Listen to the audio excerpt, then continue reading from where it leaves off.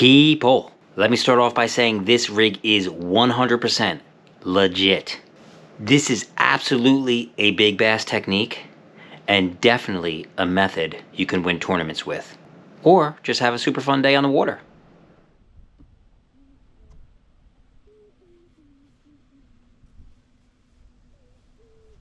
Give me that net, Dylan.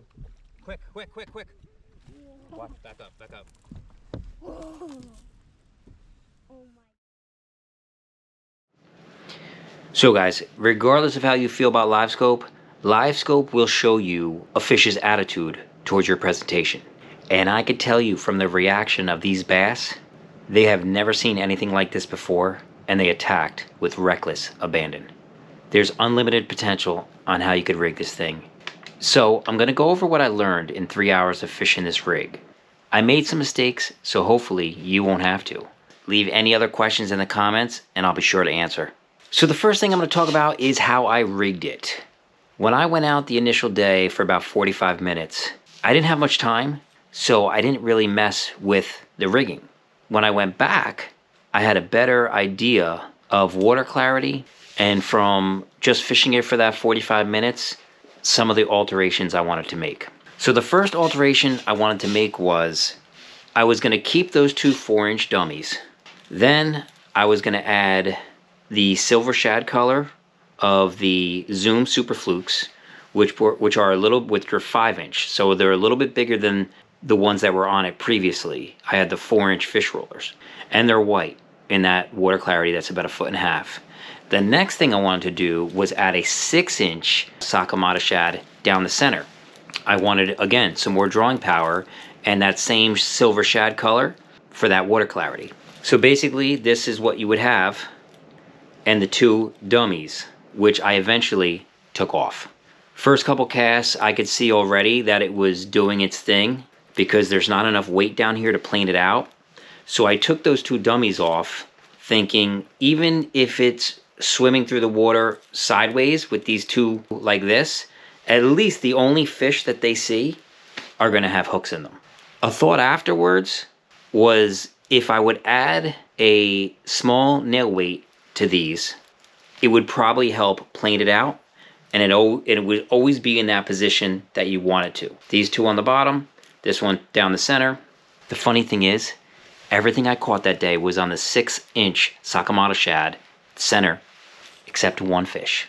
And that lends me to my next tip. I had previously talked about the way I rigged it was with those size 1 decoy hooks. I really like those hooks, but I've never used them on a bait caster. They're always on a spinning rod. The one fish that hit the dummy, the single hook, was a giant. And I set into it, made a couple reels, and boom, he popped. Now I know he got it in his mouth. I know he swallowed it. Every single fish swallowed it. When I reeled it in, there was no hook. There was a snap with just the eye of the hook. It freaking broke the hook. It broke the freaking dummy hook. Damn, man. So no more decoy hooks. If you're around big ones, or if you're going to use a heavy setup, I should have listened to some of my own advice. Everything on this rig is sort of light duty, which is fine. If you guys watch a lot of my videos, I use a spinning rod, catch giants on a spinning rod all the time. I'm no stranger to light setups. That's why in the previous video, I can anticipate what you needed to do with this thing. I just didn't listen. And I broke that hook. When I came home, this is another hook that I use. This is a beefy strolling hook. It's a Hayabusa size 1/0, and it's the D-Striker. They're not going to bend this thing out. You're not going to break this hook. And if you do, you're the Hulk, man.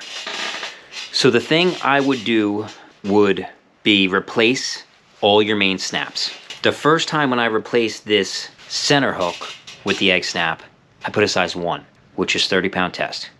Somehow I wound up straightening that egg snap out, and I changed it. Then I decided to change it to a size 2. I also wound up straightening a size 2 out. So the next thing I'm going to talk to you about is, there is no way, the way these egg snaps work, there is no way they're straightening this egg snap out. The egg snaps were popping open and then pulling and then straightening out. 90% of the time, what I do with these egg snaps is I take a needle nose pliers, and after I close them, I press down on the little hook. So these things are really hard to open. I use these egg snaps on my big swim baits, and they never come off. I just lock them down, they never come off. Every so often, I'll change them. I'll just cut them off with the dikes, and then I'll put a new one on, and I'll just close them down. They can't open. So that's how I'm gonna do it. I'm just giving you guys some of the mistakes that I've made and some things I saw with this, so you don't have to have your heart broken. So this rig, I noticed, was not getting me any small bites. If you're in a body of water with a lot of smaller fish, this rig might be a little overkill with the 6 and the 2 5s, but that's what I want. I want that drawing power. I threw this around some smaller ones, and I saw some schools are like 10, 15, 20, like 1.5, 2 pounders. They didn't even want this at all. But the big ones, forget about it. This thing's exciting, guys. So the reason I have this rigged up so light like this is because the fish in that body of water were between, the majority of them were between 3, even 2 foot down, 3 foot down to maybe 6 at the most. So you need a light rig. I did catch a few in like close to 15 foot, 12, 15 foot, but the majority of them were up high. So the thing about this, if you're throwing this into a strong headwind, it's going to be tough. This thing does not cast so well. If you can load it up with some jig heads, you'll be fine. But that's another little drawback that I saw. So guys, I'm going to try something different. Let me know in the comments what you think. Because I have so much footage from that day, I'm going to do a separate video showing you the fish catches and the technique. I'll add a link somewhere up here and at the end. Guys, let me know, do you like when I pepper in fish videos, or do you just want to hear about technique? My thought is, I want to show you the topic that I'm talking about in real live action. Here, guys, you're going to get a lot of detail and the truth. Please like, subscribe, and I will see you on the next one.